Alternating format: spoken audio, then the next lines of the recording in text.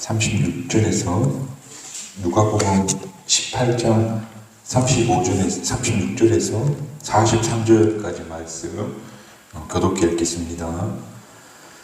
여리고에 가까이 가셨을 때에 한 맹인이 길가에 앉아 구걸하다가 우리가 지나감을 듣고 이 무슨 말이냐고 물은데 그들이 나사렛 예수께서 지나가신다 하니 맹인이 외쳐 이르되 다윗의 자손 예수여 나를 불쌍히 여기소서 하거늘 앞서가는 자들이 그를 꾸짖어 잠잠하라 하되 그가 더 크게 소리질러 다윗의 자손이여 나를 불쌍히 여기소서 하는지라.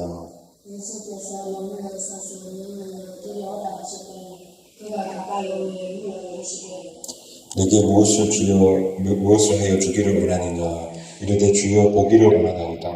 예수께서 그에게 이르시되 보라 내 믿음이 너를 구원하였다 하였느니라 하시니 곧 보게 되어 하나님께 영광을 돌리며 예수를 따르니 백성들이 다 이를 보고 하나님을 찬양하니라. 아멘.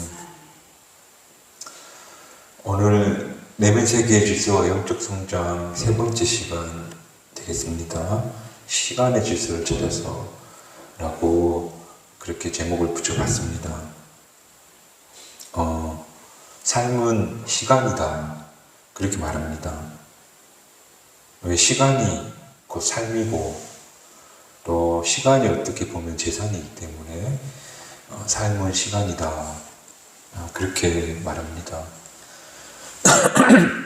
그러다 보니 내면 세계의 질서를 찾아가는 첫걸음은 시간의 질서를 찾아가야 된다. 그렇게 우리가 교재로 사용하고 있는 책에서 그렇게 이야기하고 있습니다. 시간의 질서를 찾아가는 것이 또 삶의 질서를 찾는 것이고 또 내면 세계의 질서는 찾는 첫걸음이 된다. 그렇게 말하는 겁니다. 대단히 맞는 이야기, 공감되는 그런 이야기가 됩니다. 이 부분을 이야기하면서 생각나는 이야기가 하나 있는데 뭐냐면 한 남성분이 이제 나이가 돼서 회사에서 은퇴를 하게 됐다고 합니다. 그분 말씀이 회사가 내 시간을 관리해줬다고 합니다. 출근하고 또 직장에서 일하고 밥 먹고 또 시간 맞춰 퇴근하고 또 그렇게 30-40년을 살다가 은퇴하니까 갑자기 그 시간을 어떻게 관리해야 될지 내가 이제 시간을 관리해야 되니까 그게 반감했다 하는 그런 이야기를 든 적이 있습니다. 분명한 것은 시간을 어떻게 관리해 나가느냐 내 시간을 어떻게 살아내느냐 하는 것이 우리 삶의 질을 결정하는 가장 중요한 요소 중에 하나일 것이다. 저는 그렇게 믿습니다. 여튼 고든 맥도날드 목사님 자기 자신에 대해서 이야기하는데 자신이 되게 부질서하고 또 질서 정연한 삶을 살아가는데 대단히 서툴다 하는 그런 고백을 하면서 삶이 무질서한 증상을 몇 가지 이야기해 줍니다.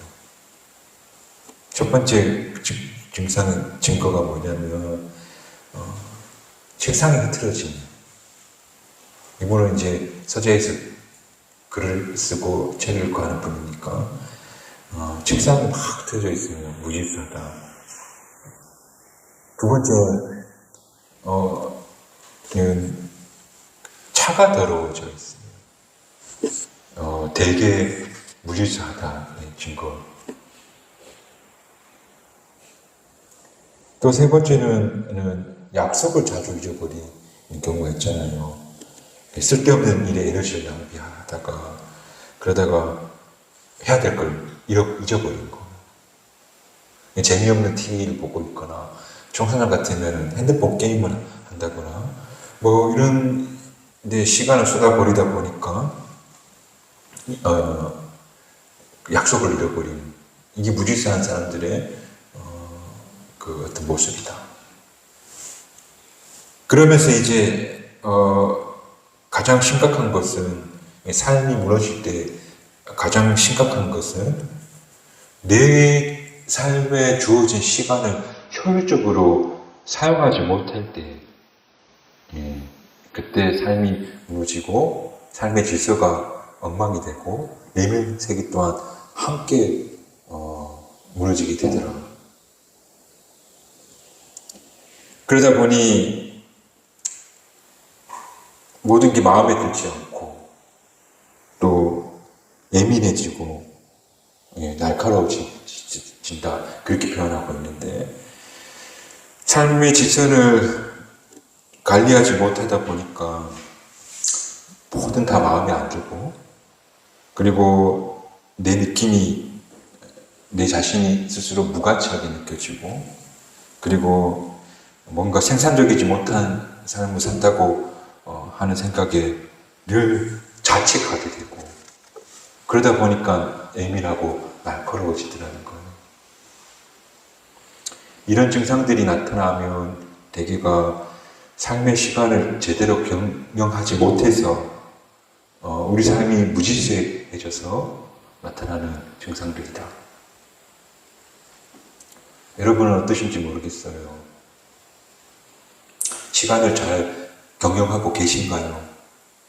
그러니까 주변은 잘 정돈되어 있고, 또 차는 깨끗하고, 또 약속은 잘 지키고, 또 시간을 효율적으로 쓰고 계신가요?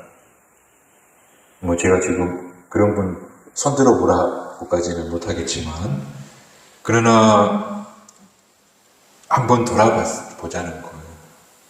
나는 과연 내 삶의 시간을 제대로 경영하고 있는지 물어보라는 거예요.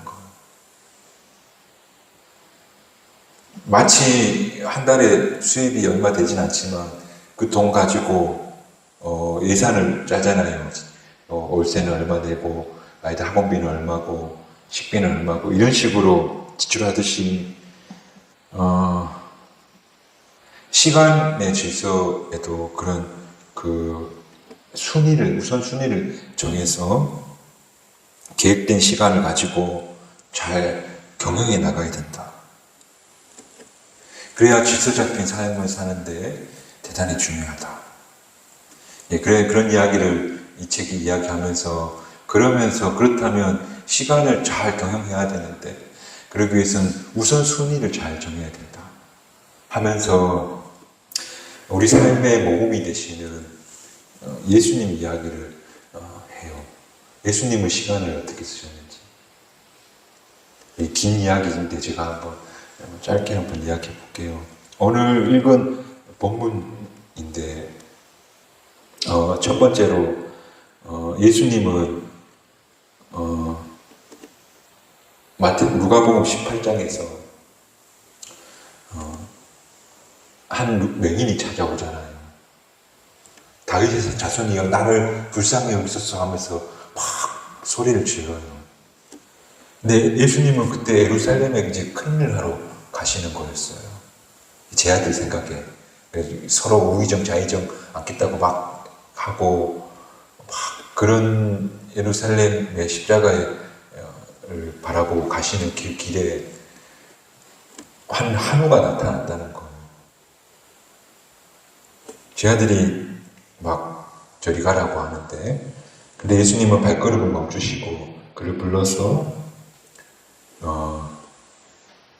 그를 치유해 줬다.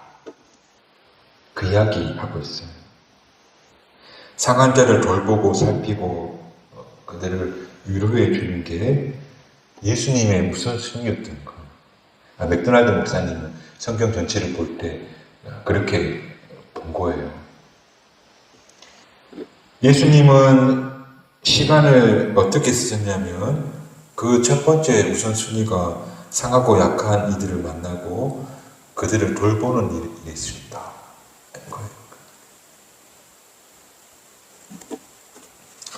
저도 이 부분을 읽으면서 저는 제 우선순위가 뭐였을까?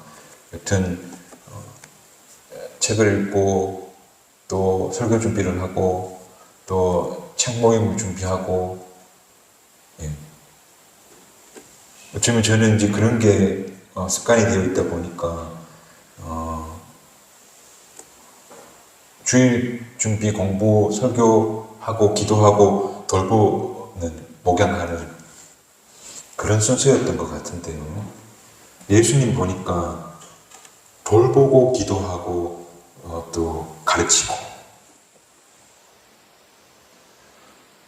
예수님은 돌보는 일에 시간을 사용하는 걸 전혀 아까워하지 않으셨다 하는 것을 보여주는 사례라는 것. 그래서 오늘 우리가 시간의 질서를 찾기 위해서는 우선순위를 정하자.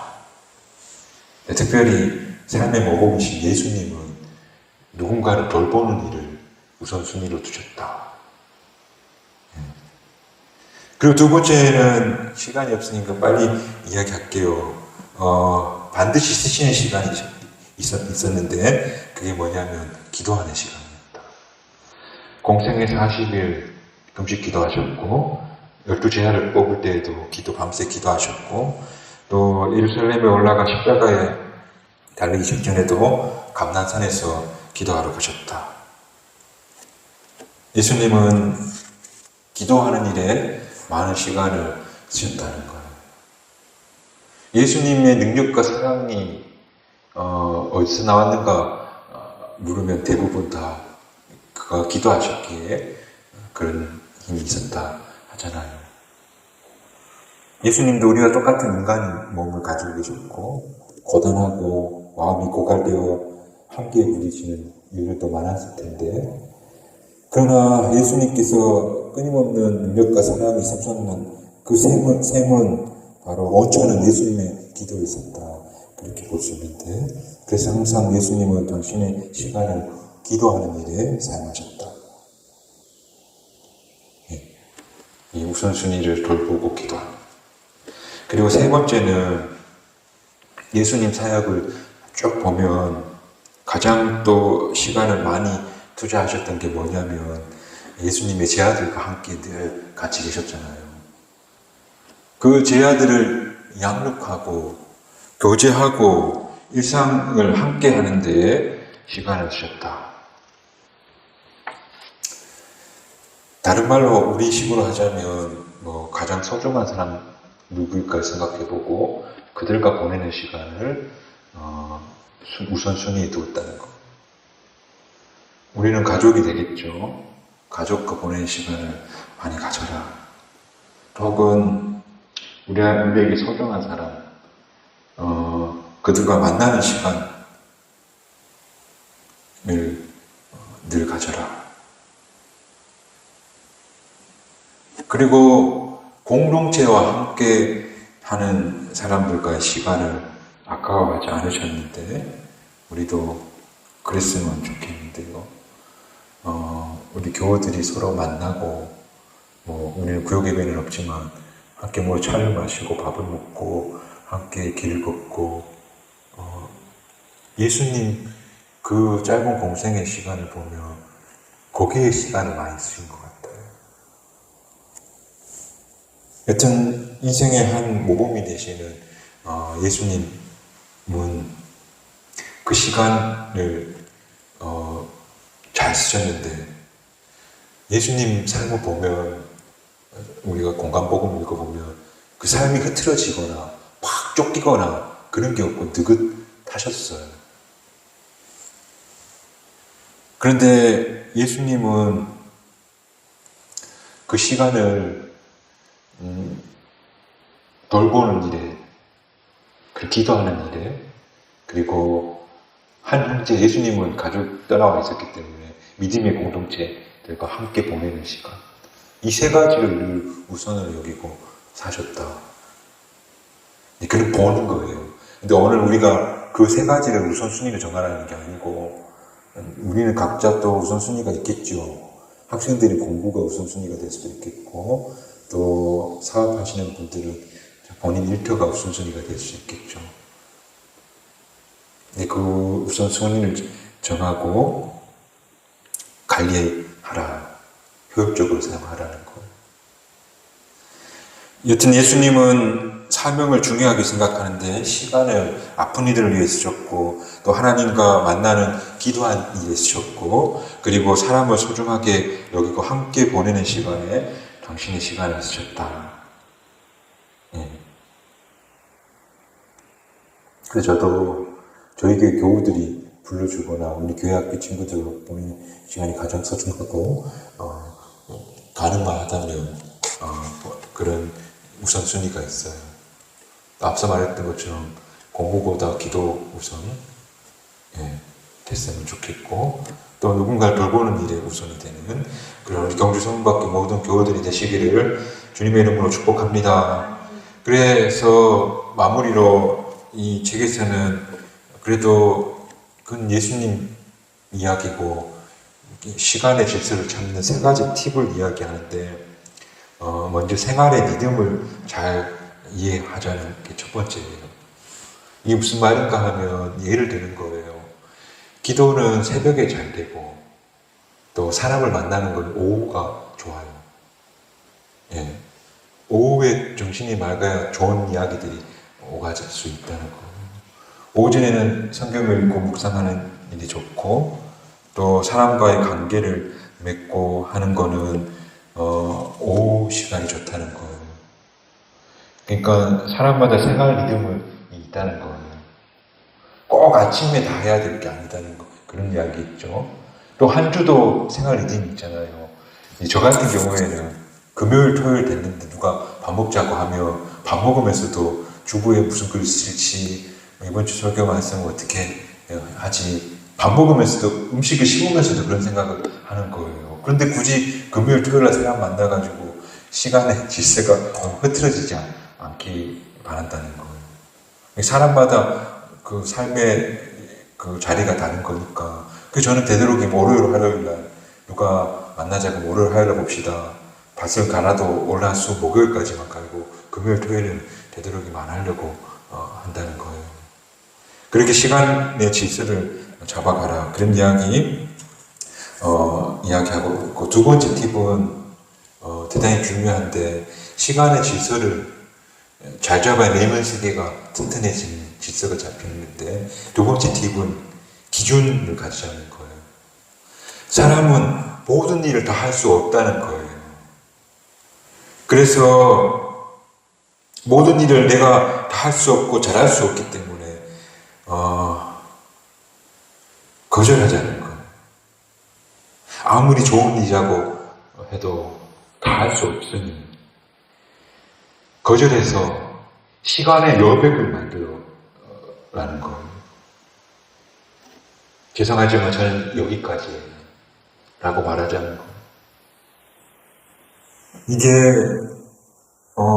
시간 관리 굉장히 중요한 팁이다. 그렇게 말해요. 근데 우리는 바쁘면 여기저기 불러주고 쫓아가면 삶이 가치 있다고 스스로 여기는 경향이 좀 있는 것 같아요. 그런데 그러면 안 된다는 거. 그 고든 맥도날드 목사님이 처음 우리 인장 이야기할 때 막 바쁘고 돌아다니는데 그런데 속은 비어 있고 막 그 짠해서 시간을 보내다가 결국에는 막 눈물 터뜨렸다는 이야기 했잖아요. 바쁘지 않으면 무가치한 사람 같고 그런 문화 속에 우리가 살아서 그렇지 시간의 질서를 찾기 위해서 중요한 건 시간의 여백을 만들어야 된다.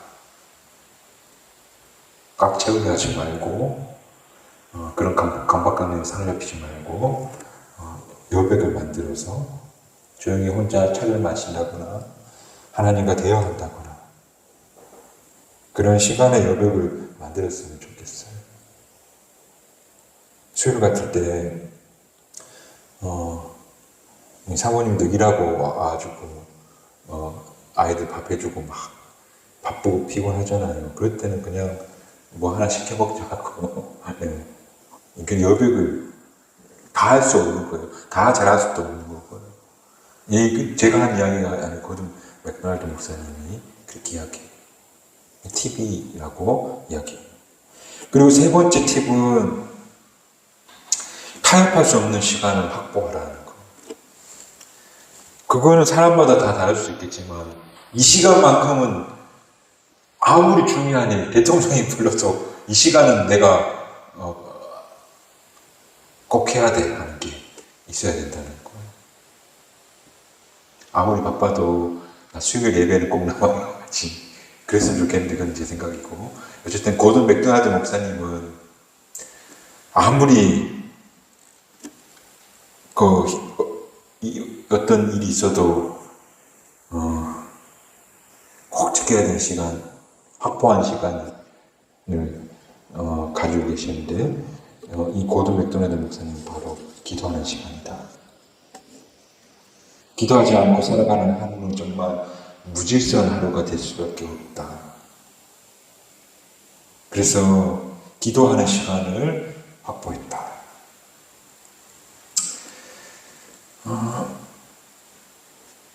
오늘 저와 여러분도 기도하는 시간 확보하시고, 또 기도하는 시간 아니더라도 내가 이 시간만큼은 꼭 지키리라 하는 그런 우선이 되는 것들을 확보해 가면서 계속 영적인 전진이 있어지기를 주님의 이름으로 축복합니다. 오늘 시간의 질서를 제안선한 제목으로 말씀을 전했습니다. 시간의 질서를 관리하는 것, 잘 관리하는 것, 삶을 알차게 살아가는 방식이고, 그리고 관리되지 않는 시간, 어떤 계획에 따라 움직이지 않는 시간, 그냥 저도 개인적으로 그런 시간들 많이 보내고 있는데, 그런 시간들은 대개가 다 무질서로 흘러가게 되고, 무질서한 시간과 삶은 결국 우리 내면 세계 또한 무질서하게 만든다. 우주에 그려진 그림이나 사진 보는 걸 참 좋아라 하는데요. 제가 뭐 천문학에 대해서는 전혀 모르지만 우주는 정말 질서정연하잖아요. 근데 그 최지청 교수님이니까 우주에 대한 질서를 이야기하면서 우주가 이렇게 질서정연한 건 힘이 작용한대요. 그 끌어당기는 힘, 끄는 힘, 그리고 막 밀치는 힘, 이런 것들이 적절하게 조화가 이루어져서 이 우주가 이렇게 질서 있게 상태를 유지하게 된다고 해요. 우리 삶의 시간들, 어떤 의도적인 힘이 필요해요. 삶의 시간은 이 의도적인 힘이 없으면 계속 제 이야기인데요. 무질서하게 흘러갈 수밖에 없는 그런 가능성이 크더라고요.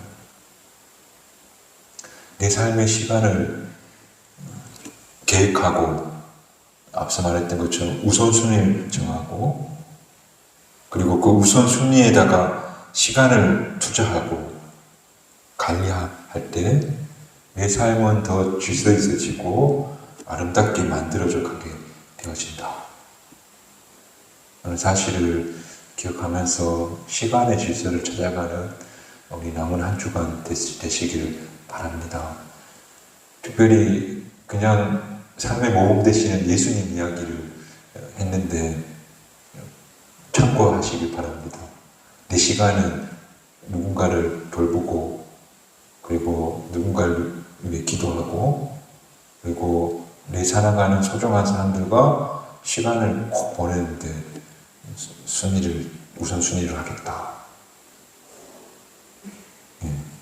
그리고 내 이 시간만큼은 꼭 확보하고, 아무리 바쁘더라도 이건 꼭 하겠다 하는 걸 정하시고, 그렇게 그 시간에 힘을 밀고 당기고 하는 의도적인 힘을 가해서 그 시간들을 알차고 보람되게 살아내는, 그렇게 시간의 질서가 잡아지는 그런 삶 되시기를 주님의 이름으로 축복합니다.